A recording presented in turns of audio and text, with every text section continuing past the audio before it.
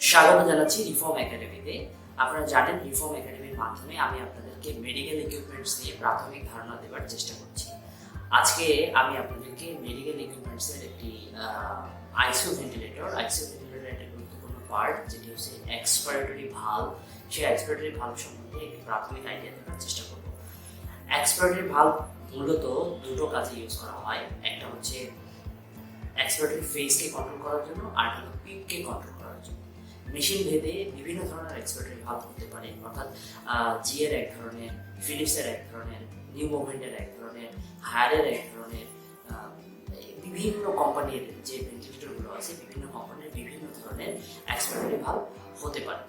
তো আমি আপনাদেরকে আজকে যে এক্সপাইরেটরি ভালভটা দেখাতে চলেছি সেটা হচ্ছে এই যে এক্সপাইরেটরি ভালভ, এটা আপনারা দেখতে পাচ্ছেন নিশ্চয়ই। এটা হচ্ছে এক ধরনের এক্সপাইরেটরি ভালভ।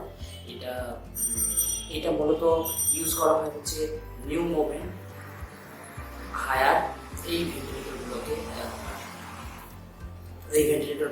এই ধরনের এক্সপাইরেটরি ভালভ ইউজ করা হয়। আর এছাড়াও আমার কাছে আরেকটা এক্সপাইরেটরি ভালভ আছে, আমি আপনাদের জাস্ট বোঝার জন্য এই এক্সপাইরেটরি ভালভটা দেখাচ্ছি। এটাও এক ধরনের এক্সপাইরেটরি ভালভ। এই এক্সপাইরেটরি ভালভটা হচ্ছে আপনার বায়োভেন্ট ভেন্টিলেটরের মধ্যে ইউজ করা হয়।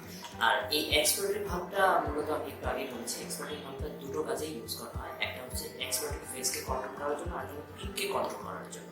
মানে পিপটা যাতে কন্ট্রোল থাকে এবং এক্সপাইরেটরি ফেজটা, যে আমরা যে ইনস্পিরেশন এবং এক্সপ্রেশন হচ্ছে, সেই ইনস্পিরেশন এবং এক্সপ্রেশনটা যদি ঠিকঠাক মতো হয়, সেই জন্য মূলত এই ধরনের এক্সপাইরেটরি ভালভগুলো ইউজ করা হয়।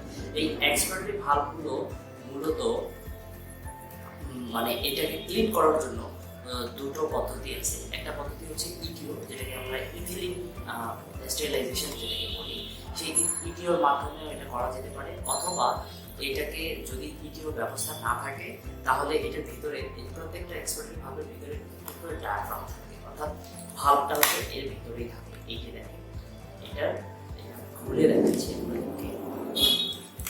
এটার ভিতরে এই ধরনের একটা ভালভ দেওয়া, এটার ভিতরে এই ধরনের একটা ভালভ আছে, এটার ভিতরেও ঠিক এরকম ভালভ থাকে। যে ভালভগুলো হচ্ছে এক্সপাইরেটরি ফেজটাকে কন্ট্রোল করে এবং পিপকে কন্ট্রোল করে। এটা পিপের ওই মেশিনের সঙ্গে লাগানো থাকে, মেশিনের সঙ্গেই লাগানো হয়।